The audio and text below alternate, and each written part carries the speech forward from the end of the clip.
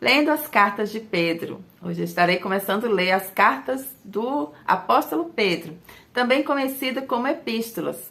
As epístolas de Pedro têm mais formato de epístolas, ou seja, é uma carta mais formal, mais direcionada a um grupo de pessoas, ao grupo dos irmãos, dos cristãos que estavam se formando. No início, as pessoas que seguiam a Jesus eram chamadas de discípulos. Com o tempo, esse nome foi mudado para cristãos, porque eles se assemelhavam muito a Jesus Cristo. As pessoas que viam os seus discípulos, que praticavam o que Jesus praticava, eles diziam que eram pequenos cristos, eram cristãos. Então, houve uma promoção, podemos dizer assim, de discípulos, de seguidores, para aqueles que imitavam a Jesus. Então, era chamada de cristãos. E o apóstolo Pedro, o tema da sua primeira epístola é Sofrimento e Glória. E foi escrita basicamente nos anos 64 ou 65 depois de Cristo. A segunda epístola no ano 66 depois de Cristo. A primeira epístola de Pedro é o cumprimento da comissão que Cristo deu a Pedro, em Lucas 22, 31, 32. Pedro foi ministro do evangelho para os judeus e por isso escreve aos judeus da dispersão. Ele é o apóstolo da esperança. Assim como Paulo, Pedro apresenta as doutrinas da graça. Há uma quantidade de paralelos nesta carta com as palavras do Senhor registradas nos evangelhos. Também há semelhanças entre a linguagem desta epístola e os discursos de Pedro em Atos.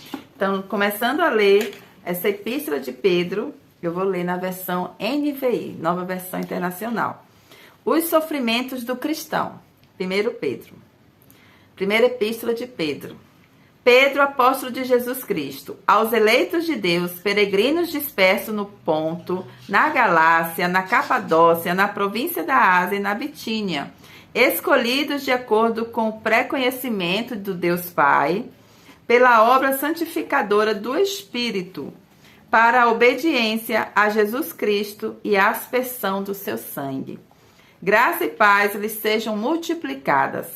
Bendito seja o Deus e Pai do nosso Senhor Jesus Cristo, conforme a sua graça e misericórdia, conforme a sua grande misericórdia, ele nos regenerou para uma esperança viva, por meio da ressurreição de Jesus Cristo dentre os mortos, para uma herança que jamais poderá perecer, macular-se ou perder o seu valor.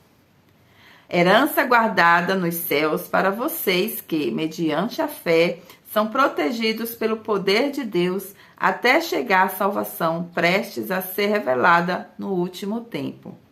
Nisso vocês exultam, ainda que agora, por um pouco de tempo, devam ser entristecidos por todo tipo de provação.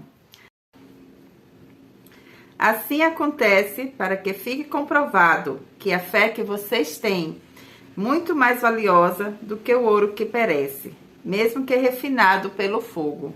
É genuína e resultará em louvor, glória e honra, quando Jesus Cristo for revelado.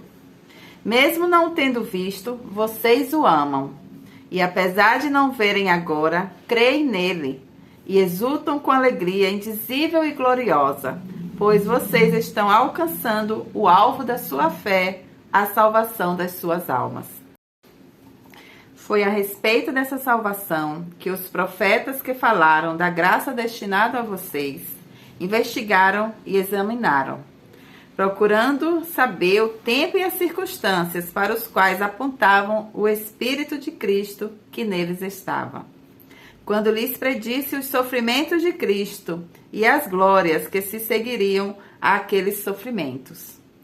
A eles foi revelado que estavam ministrando, não para si próprios, mas para vocês, quando falaram das coisas que agora lhes foram anunciadas, por meio daqueles que lhes pregaram o Evangelho pelo Espírito Santo enviado dos céus, coisas que até os anjos anseiam observar.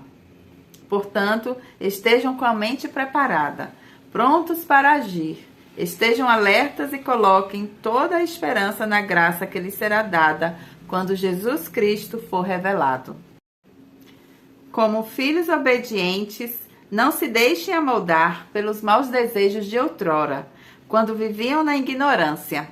Mas, assim como é santo aquele que os chamou, sejam santos vocês também em tudo o que fizerem.